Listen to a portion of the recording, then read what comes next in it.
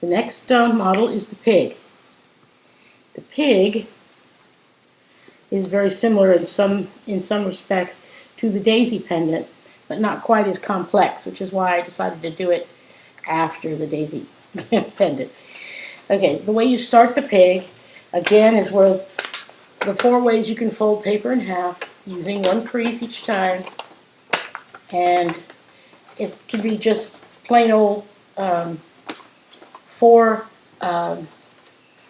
traditional valley folds is all you need. You don't have to do a mountain fold with this because we're not making the preliminary base. But you do want to make sure that you make nice sharp creases because the paper is going to have to behave for you very well to do this. Okay, now, once you have that, like the daisy pendant, you make the covered fold.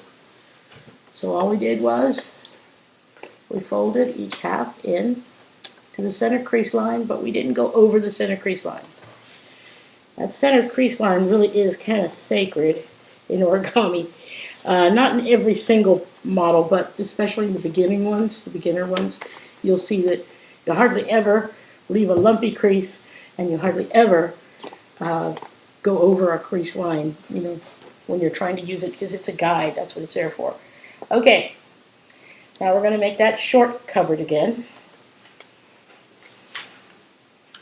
just like we did for the daisy pendant. 1 and 2. Now, we have our covered fold, turn it, make a short covered fold, just like that. Then you can just open it, like this.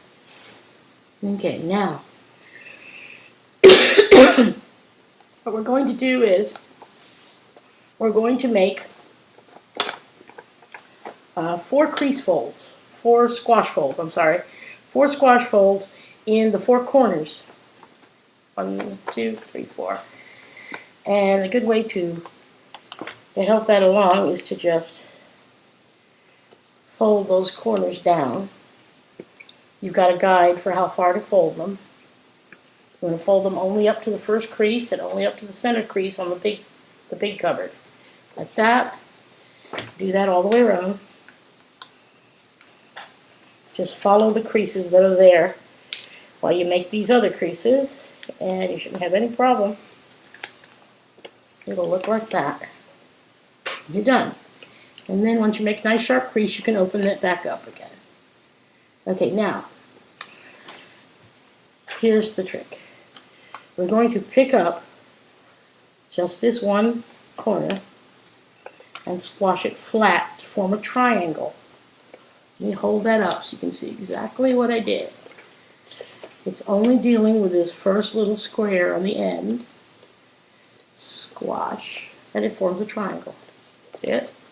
There's one side, there's the other. Okay, now we're going to do that with all 4 of the corners. Squash, go to this corner, open, and squash. And the final 4th corner, open and squash.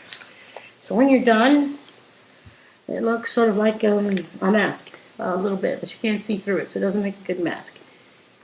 If you made holes, it might make a good Kermit the Frog. Well, I don't know. Anyway, that's where you should be right now.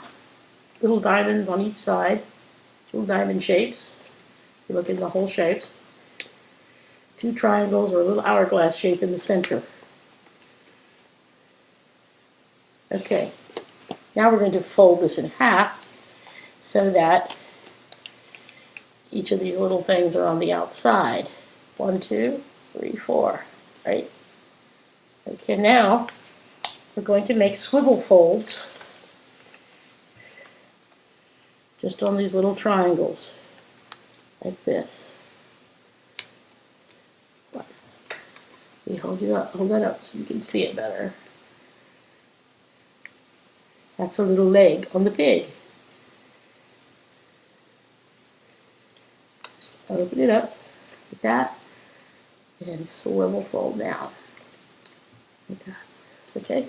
We're going to do that to all 4 corners. And you can see the pig taking shape pretty quickly.